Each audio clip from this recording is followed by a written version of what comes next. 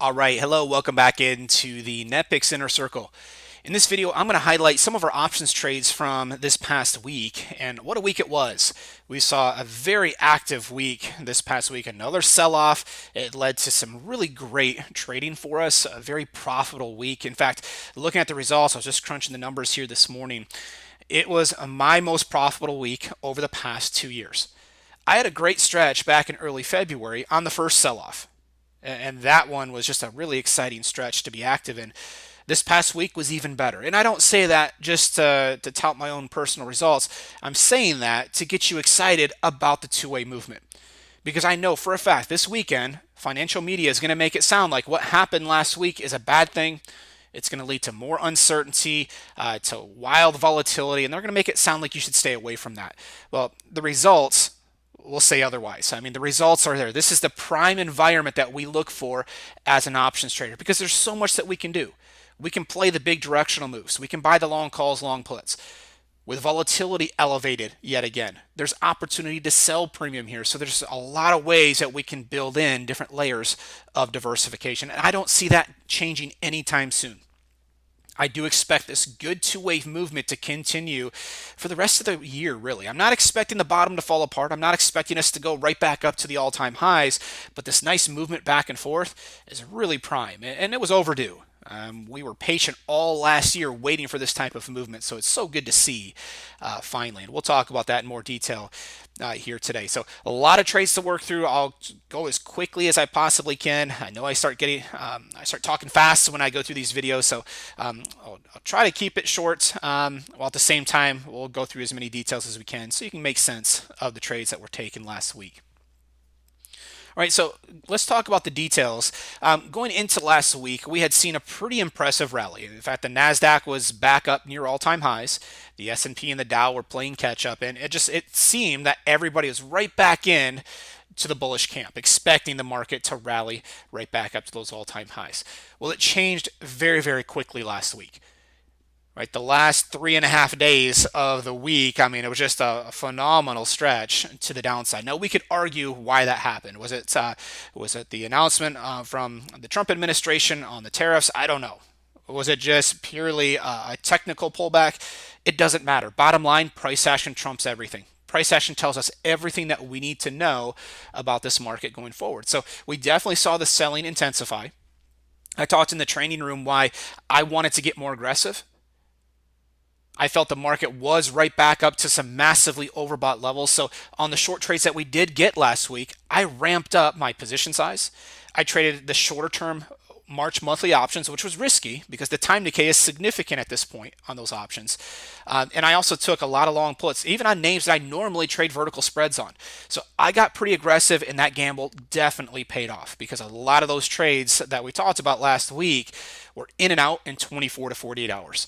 When you start to get that short of a holding time, you get a big directional move in your favor, and with volatility increasing like it did, that's the perfect formula for some pretty big returns, and we saw that last week. So you can see the movement on the daily chart. Okay, big move to the downside there midweek. We did see a pretty impressive rally off of the lows on Friday, so that's something that we need to talk about going into next week. We closed the week right on top of some pretty key resistance levels, right on top of the 20-period moving average. I think there's a lot of resistance up above us. I think the damage was done last week enough to where I do expect some further selling going into next week. Not saying it's going to be just a bloodbath next week, but I do expect some good two-way price action. So on the upside, the areas of resistance that I'm watching, the 20-period moving average, and then we've got the cluster of additional moving averages right up above us. So anywhere from the 269 up to the 273 level, those would be some pretty strong areas of resistance in my opinion.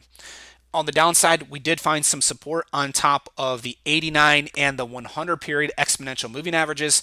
Those are the blue lines there on the chart. So if those break to the downside next week, we very well could see a pushback down to the 200 period moving averages. Those are the levels that held back in early February. So that'd be great to see us test those levels again. I would love to see it because I want this good two-way price action to continue. The volume also upticked last week on the selling pressure. That was also good to see. I was a little concerned early in the week last week with the market moving higher. The volume continued to drop off. So we needed some selling pressure to really get that volume elevated again, and it did. We definitely got a move back up above the 100 million share level on SPY. So that's always the magic number for us. Anytime we're above the 100 million share level, that really starts to open things up. Just makes it an easier environment for us to get good fill prices and get those good quick fill prices as well. The VIX, let me go ahead and take a quick peek there at volatility. So looking at the VIX, we did close the week at 1950. We are actually all the way up above 26 early in the session on Friday. So volatility got crushed Friday afternoon. We'll see how that plays out into early next week. I would love to see us hang around the high teens to low 20s. That's really the magic range for us. When you see those levels hit, it just gives us more opportunity to sell premium if we want to and collect enough premium to really make it worth our while. So we'll keep a close eye on the VIX next week as well, see if we can get another push back to the upside. So my outlook here for next week, if we do get the long setups, and you'll see on the charts, we already have a number that have triggered in. We've got a handful that have set up for next week. If we get those long trades to trigger in, I will certainly take those. They're going to be valid system trades. But I am going to be a little bit more conservative. I'm not going to be as aggressive as I was on the downside last week. So going into next week on the long side, I'm going to cut back on my size slightly. Okay, I've been trading around 100% of my normal size on the downside here lately. I'm going to cut it back on the upside. I'm going to be in between 50 and 75% of my normal position size on any long trades going into next week. I'm also open to taking a look at some call spreads as well. This past week, I took a lot of long puts. I'm going to ramp it back down a little bit on the upside on those long trades, just because I'm a little uncertain of this market having a lot left in the tank on the upside. But crazier things have happened, so I don't want to just ignore the upside because then I have no profit potential. And then we also have the opportunity to sell some premium next week as well. So if I wanted to, on these long trades, come in and sell some put spreads, perfectly valid. Because the volatility is elevated, we could get some time decay working in our favor. I'm also going to start to transition out into the longer term options. The April monthly options are on the table at this point. A little bit farther out than I normally want to go, but again, I want to be conservative anyway on the upside. So the April monthly options are valid, and then also some of the weekly options in between the March and the April monthlies.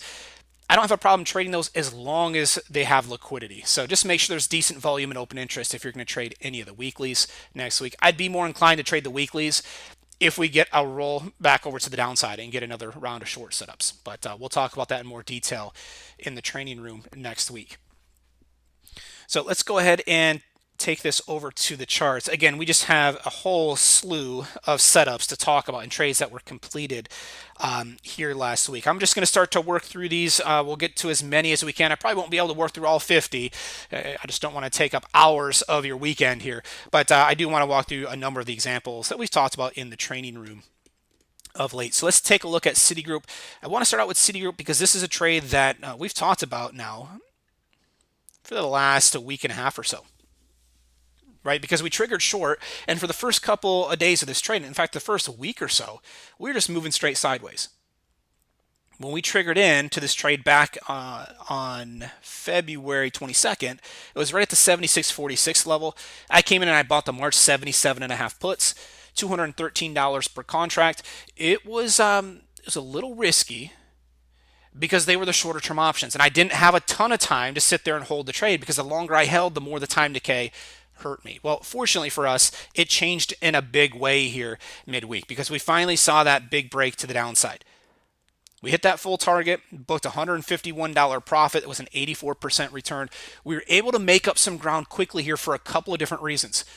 Number one, we saw the quick pop to the downside. So, basically overnight, we went from right around the entry point to full target, which definitely helped. During that time, we also had volatility increase. Anytime that you're long an option, you want that volatility to increase. That increases your profit potential. So we saw that help. And then also the shorter term options. We were in the March monthly. So the closer we get to expiration, yes, the time decay adds up, which hurt us.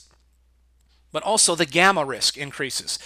And what that means is that the closer we get to expiration, you're going to see those option prices react quicker to changes in stock price. That's exactly what we saw happen here on this Halliburton trade and on many of these other trades last week as well. Those shorter term options, because we had the quick moves, they really started to work in our favor quickly. So 84% return, really nice trade there. And again, all of these returns I'm quoting with just taking one contract or one spread.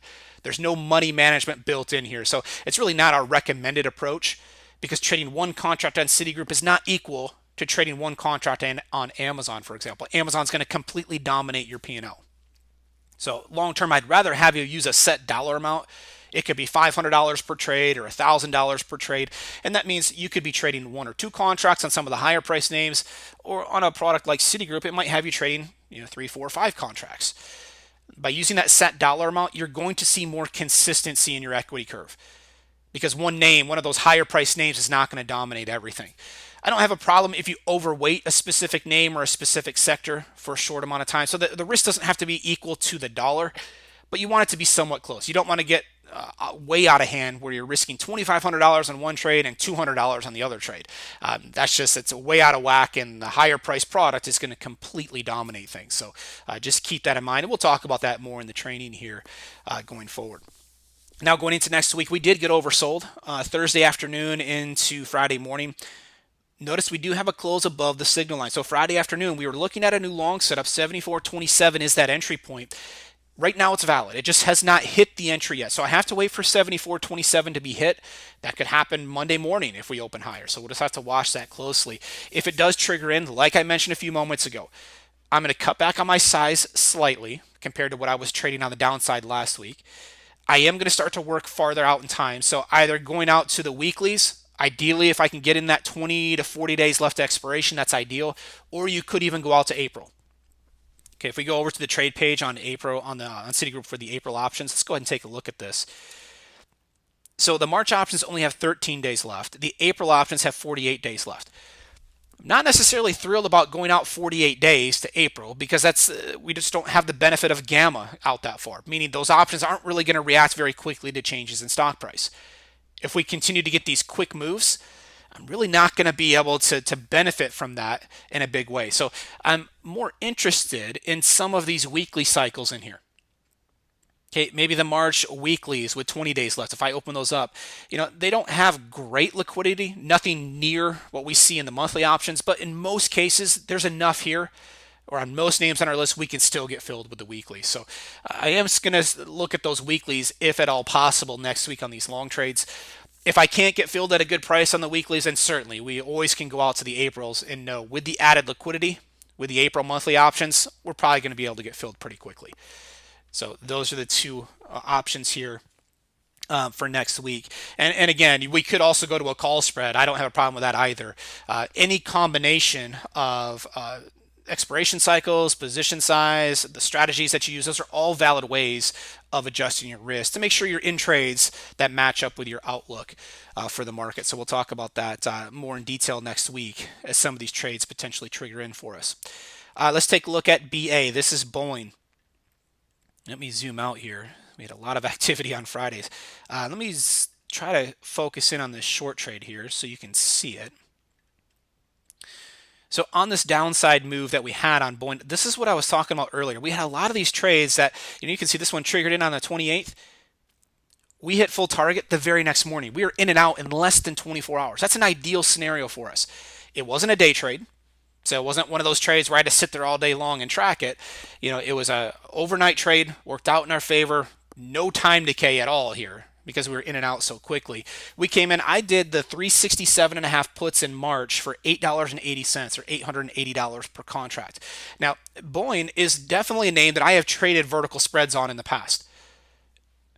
I got more aggressive on some of the higher price names last week because I had a pretty high conviction that this market was going to make a big move to the downside.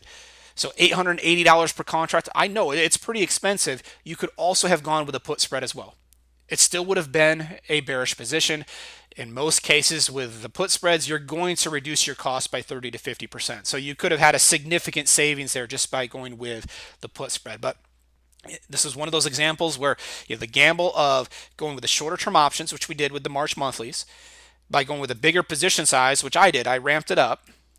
And then I also went with a long put. I got as aggressive as I could possibly get last week, and it did pay off. So we had a pretty nice winner here. $740 profit, 84% return.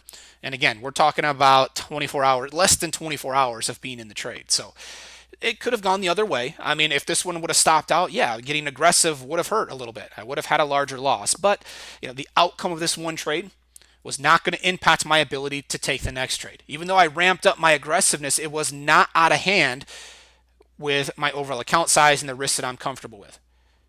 I never want to load the boat where the outcome of that one trade could potentially prevent me from taking the next trade. If that's the case, then you're trading way too large of a position size. So really nice trade there on BA. The tricky part came in on Friday because we had such big range in the market. You can see Friday was one of those sessions where, going into midday, we had a long trade triggered in, came up, hit first target. So we could have closed out of half of the trade there. That trade did end up getting out at break even. So, it was a day trade, in and out same day. Not ideal, not something that we want to see long term. But when you start to get these really wild ranges again, like we saw last week, we could potentially have that type of a situation. And then by Friday afternoon, we also triggered into another long trade. 344.64 was that entry on that new long setup. So a couple things to point out here. We talked about this back in early February when the market was making that wild move to the downside. If these trades trigger in while you're not by the charts, I come in a couple times a day to check the charts. So let's say I come in to do my morning update, then I come in to do my lunchtime update. If between those two updates, if something triggers in, I may not necessarily be able to catch it. So if I miss a trade because everything's moving so quickly, I go immediately to the get in sync rules. And those state as long as the first target or the stop have not been hit and price action gets back to the entry point, I can still grab the trade. Well, if by the time I come in to do my next update, if it's already hit first target, like here on Boeing, just chalk it up as a missed opportunity. Right? I'm not going to chase the trade at that point. It's already moved too far away from that entry point. So if that's the case, you would just wait for the next fresh setup. Okay, which you would have had later on in the afternoon because there was another long trade that did trigger in. So when you start to see an environment like that, this is why for those of you that have an account size less than $25,000, you are subject to the pattern day trading rules. Those state you have 3 day trades in a 5-day stretch that you can take. When you get an environment like last week where you've got those really big intraday swings, that's where I recommend also having a cash account on hand that you can use. Most of our trading can be done in a margin account, but the margin account is the account that's subject to the pattern day trading rules. A cash account is not.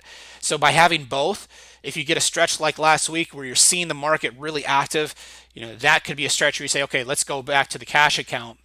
Just in case we had those day trades, I'm not hurt by the pattern day trading rule. It's really the best setup that you'll want to have if you have a small account size. If you're using a broker like TD Ameritrade, what you can do is link your accounts. So you could have a cash account, a margin account, they're linked, and you can move money back and forth between those accounts in a matter of seconds. So if you start to notice all of a sudden midweek, well, we're seeing the market really pick up, maybe I should go to the cash account, you can just move money between the margin and the cash accounts very quickly. That way you can go ahead and still take those day trades and not worry about that really unfortunate pattern day trading rule that they have in place. I hate the rule, but obviously there's nothing we can do to change it. So all that to say on Boeing, we are in a long trade. 347.47 and 351.37 are the targets. 340.22 is the stop. So any type of a higher open on Monday morning would be a good scenario for those of you that are long on Boeing. BABA. Let's go ahead and take a look at BABA. This one also had a short trade last week. Made some really nice profit on this one as well. Like a lot of the other trades, I mean, when you're talking about these trades that are in and out in a couple of days, that's just the ideal scenario for us. We don't have to worry about the time decay. And on many of these trades, if you notice these chart patterns, these were trades that triggered in and very quickly went down to target. We were never underwater on most of these trades. So we came in the 192.5 puts in the March monthly cycle. That's the way that I played it. $610 per contract. I know some of these are expensive. Remember, you have the vertical spreads there. So if $610 per contract, if that's not realistic for your account size, remember, the put spread will probably get that cost down to around $300. Probably more realistic at that point. For those of you that have a smaller account size, that is. Now, this one came down, hit full target. I booked a $380 profit. It's a 62% return in just a couple of days. So really nice trade there. And now we're looking at a long setup going into next week. So much like we talked about on Citigroup here a few moments ago, we have a long setting up, 180, 120. It hasn't triggered in yet, but if it does on Monday morning, we can definitely take a look at putting on either a weekly call or going out into April, or maybe even putting on a long call spread.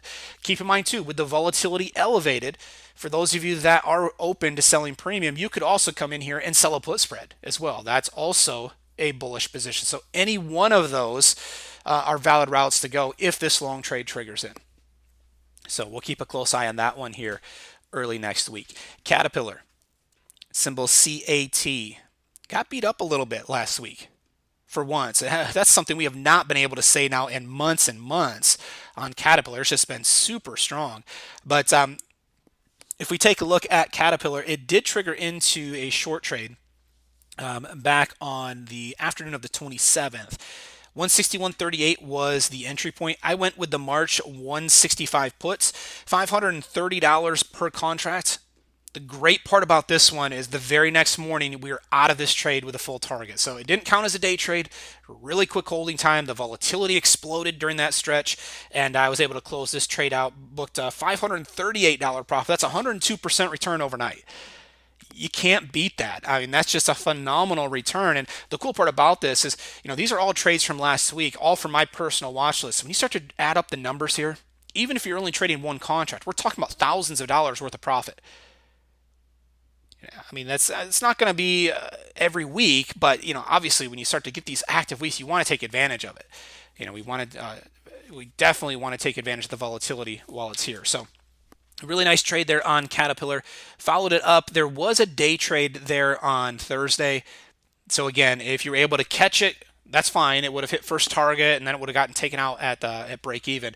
If you weren't able to catch it because you weren't by the charts when it triggered in, again, like I mentioned over on Boeing, chalk it up as a missed opportunity and move on to the next trade. So we are currently oversold going into next week. We'll see if Caterpillar decides to bounce and move to the upside. If it does, if we get a close above the signal line, we'll be able to jump into a new trade at that point. Tesla. I want to cover Tesla because this is one that I know it's expensive. I get it. But utilizing the spreads, which we did, we were able to reduce the cost. So 344.45 was the entry. You can see we did come down, and within a couple of days, I mean, we're in and out.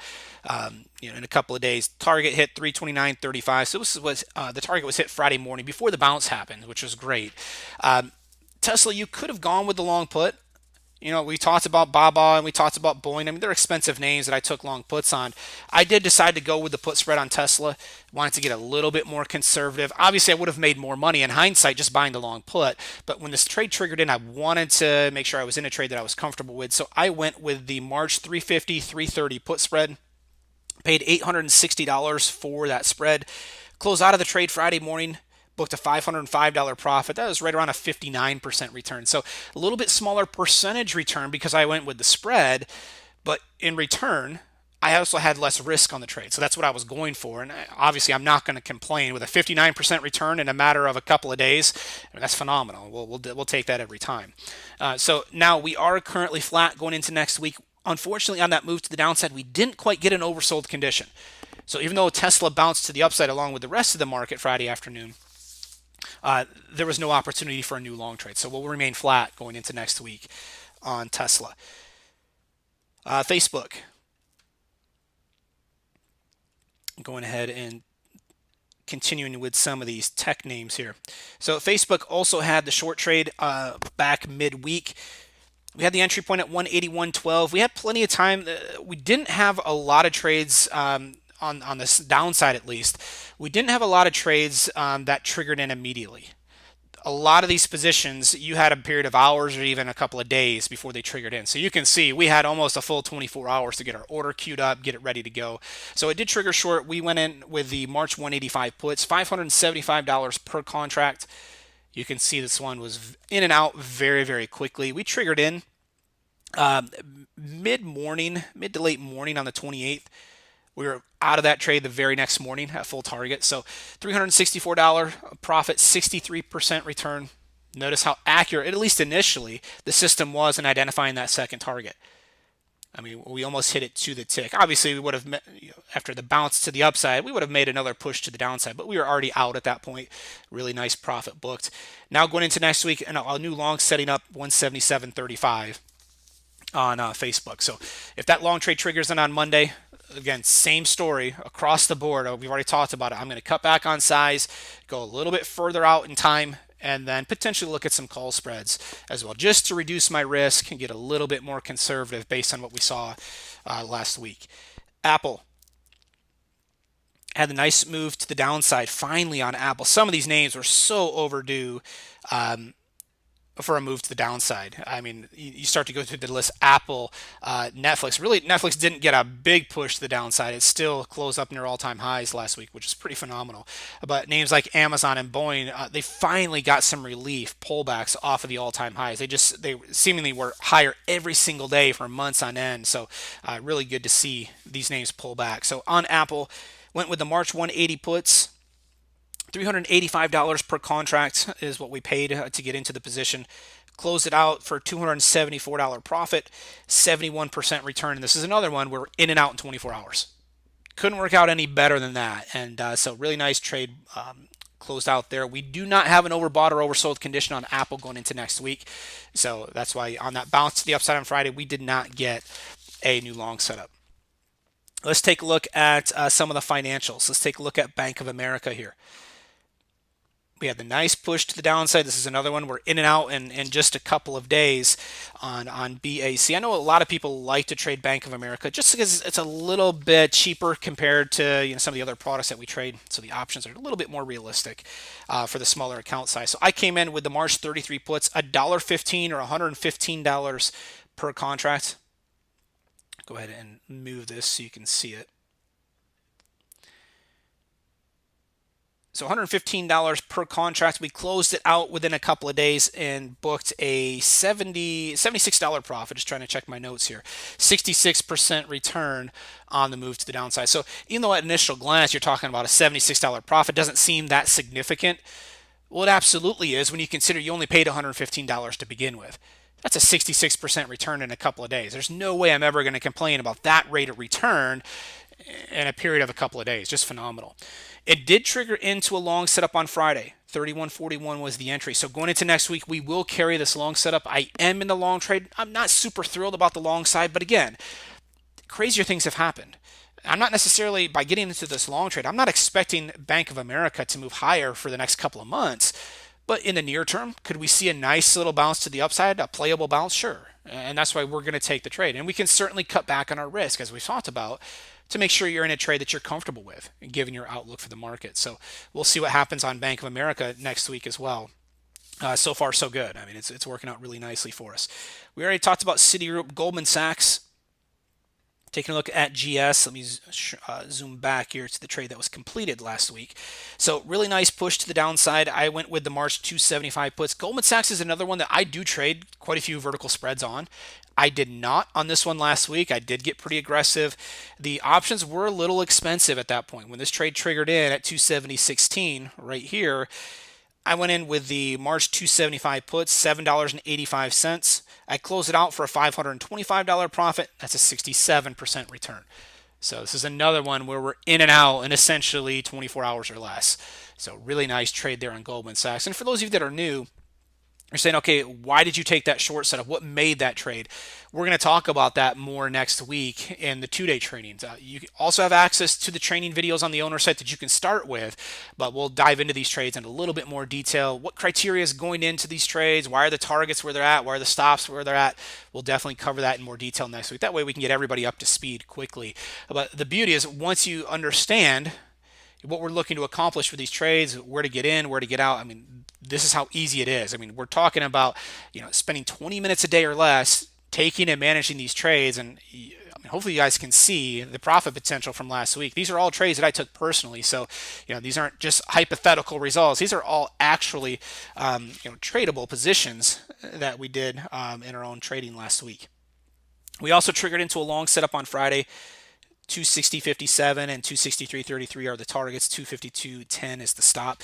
We had enough chop on Friday to where these long trades, with a few exceptions, we mentioned Boeing had a day trade, but these trades right here, I mean, you had a period of hours to catch them. So even if you had missed them initially, by the time we came in, we hadn't hit first target, hadn't hit the stop yet, and in many of these cases, we were still able to catch the trades at the entry point. So really nice position there on Goldman Sachs. Let's go over and take a look at the index products as well. Let's take a look at QQQ. So get that red line off of the charts. All right, so let's talk about the short trade first from last week. So we had the entry point. This is another one where you had a full 24 hours to catch this trade. Even if you missed it initially, you can see even the next session, we were still around the entry point, so you still could have grabbed that trade. I went with the March 170 puts, $306 per contract, closed it out within 2 days. Booked $144 profit, 47% return. So wasn't the largest return of the week, but still, I mean, we're talking about $144 of profit within a couple of days. So really nice trade there on QQQ. And notice we did not catch the entire move to the downside. Right, I'm not looking to keep a trailing stop on, especially in this market. I mean, it's my opinion. If you hit those second targets, you want to take a lion's share of your profit, right? I mean, we don't want to risk getting caught in a bounce like we saw on Friday. So when that second target was hit, even though we continue to move lower over the next 24 hours, it was not a position that I held on to. I did get out at the second target, stayed disciplined to the system. We followed it up on Friday. This was another one that triggered in on the bounce mid to late morning, right around midday actually. You had a stretch there of a couple of hours where you could still get the trade on, which was great. Gave us a little flexibility to still get in late. So this trade already hit first target. So you could have taken half the trade off there at that first target already Friday afternoon. That's how quickly the market was moving. 166.42 is the target for Monday morning. 164.37 is now the stop, so that's at break even. Any type of a higher open on Monday, and we'll be taking this trade off. We'll be booking the profit. So a lot of these long trades that have triggered in, if we do get that higher open on Monday, that's a great way to start the week. When you can start out the week, booking that profit, there's nothing better than that type of a situation. So we'll see what happens, see if the market is kind to us here Monday morning, see if we're able to book the profit there. Trying to check my list here. I'm trying to get to as many as we can. I know we need to get over to the Options Express system as well. So I don't want to spend all the time going just through the Options Fast Track charts, even though there's just a ton to talk about. There's just a lot of activity last week. Let's take a look at Chevron. We had the really nice trade there on the downside. So triggered into 114.15. Out a couple days later. Notice how accurate the system was in identifying that second target there on Thursday morning. So really nice trade, closed it out, booked the full profit, and now we're flat. We're flat going into next week. We don't have any type of an overbought or oversold extreme on %R, so we will start the week flat, and we'll see what the market gives us going into next week. All right, let me switch on over. Again, we could talk about all of the other options fast track charts. I just wanted to give you a glimpse at some of the main names that we look at in the training room. I know a lot of those trades that we just covered, we also covered in the training room last week, so I wanted to give you an update on how those trades completed. As always, if you have questions on charts that I do not cover in the videos, let me know. You can always send me an email or just bring it up in the training room as well, and I'm more than willing to cover those. Just wanted to reinforce the rules of the system, what results are possible, but I also want to spend some time really quickly on the Options Express trades.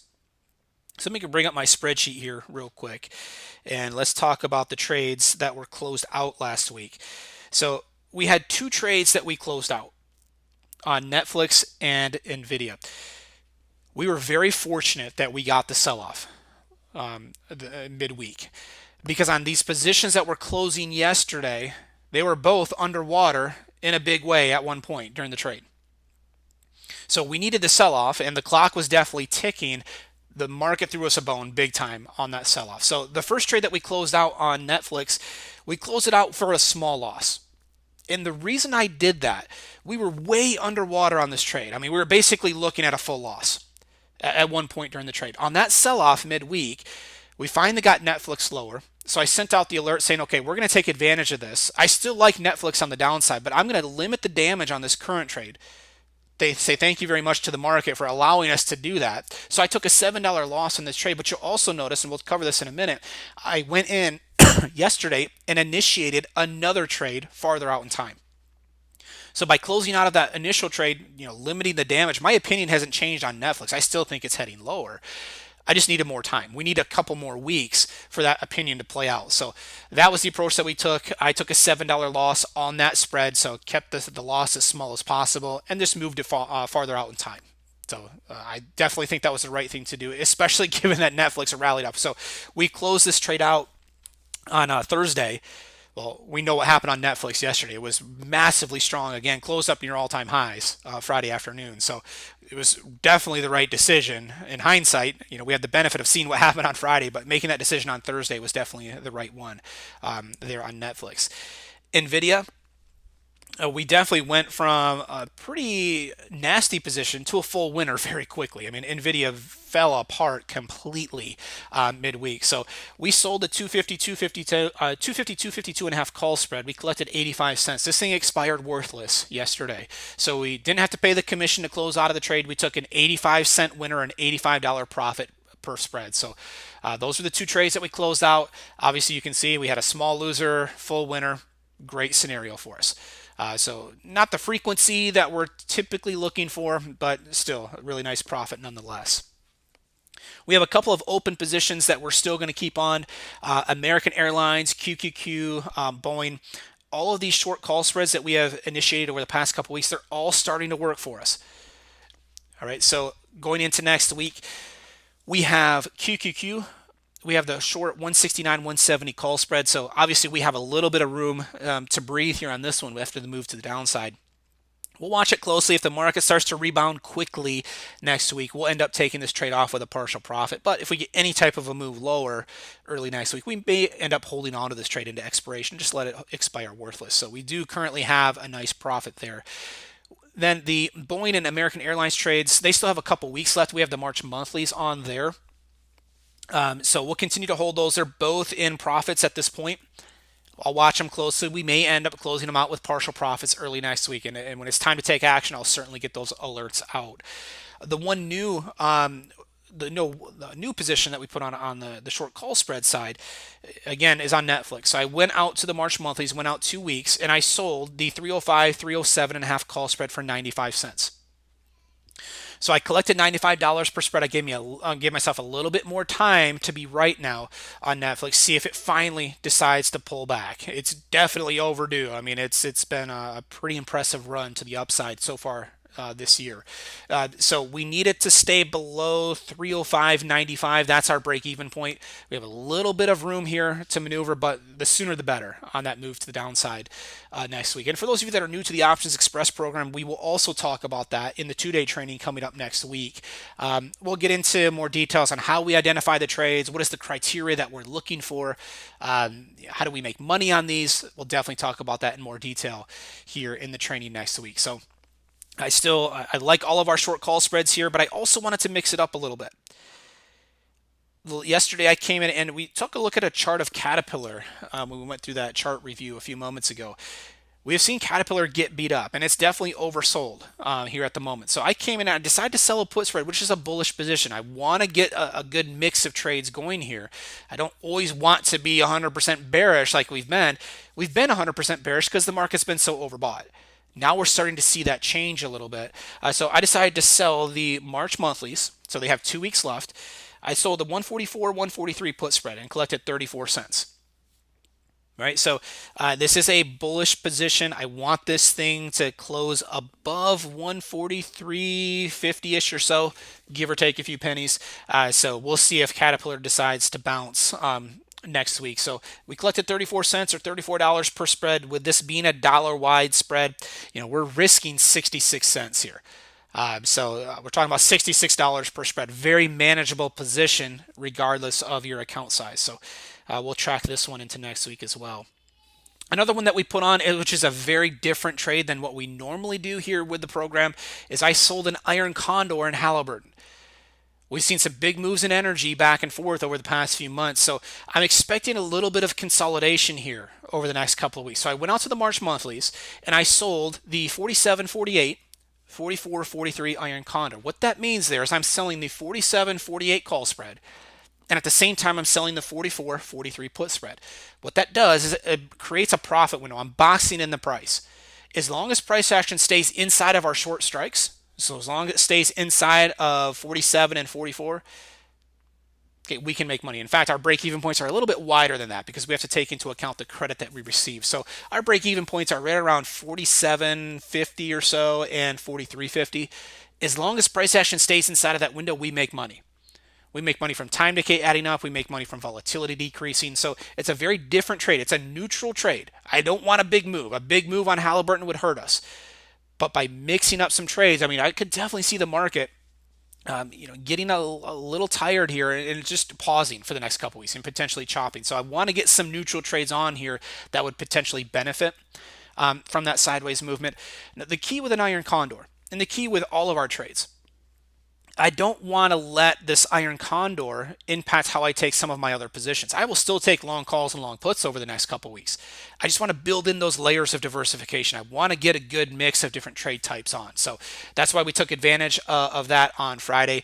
And we'll see. The iron condor is never going to be a home run profit potential type of a trade. That's not the design. The design there is to generate some income, generate some profit in a very indecisive, choppy market. So that's what I'm looking to do. And I think we have some room to breathe here after the great profits over the past week. I definitely think we've got some room to maneuver here and be a little creative with some of our trade types. So I would love to get a few additional iron condors on next week. You may end up seeing those come through early in the week as well. So as always, we will get the alerts posted as soon as the trades are valid. I highly encourage you guys, if you have not done so already, sign up for Slack. It's a free app. It doesn't cost you anything. You can put it on your computer. You can put it on your mobile device, your phone or your tablet. It's a great app because it allows us to share the trades quickly. You can turn on the notifications. You can be alerted on your phone, for example, when it's time to take a trade. It's just an easy way for us to quickly deliver the alerts, and it's much more reliable when compared to the text alerts. So if you have not done so, highly encourage you to make work of that going into next week. So it's a great way for us to communicate very quickly with you all. All right. So as you can see, really profitable week.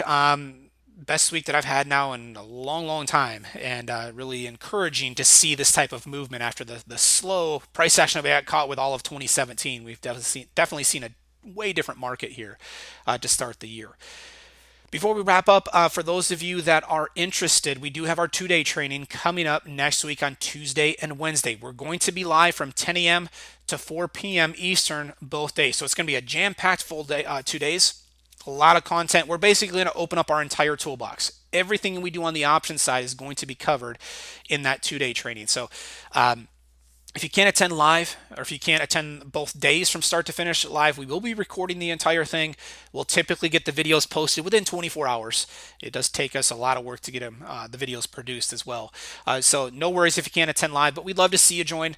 We'll have the login details on the owner site, in the Facebook group, and we'll also send out an email on Monday with the login details. So hope to see many of you there in the room on Tuesday and Wednesday. All right, so I'm going to wrap up this video. Hopefully you guys had a great week last week with your trading. Just a lot of different ways to slice and dice it. It was just a phenomenal week, no doubt about it. Any questions at all, feel free to post here in the Facebook group or send me an email directly. Mike@netpicks.com is the email. Otherwise, enjoy the rest of your weekend, everybody, and we'll talk to you guys next week.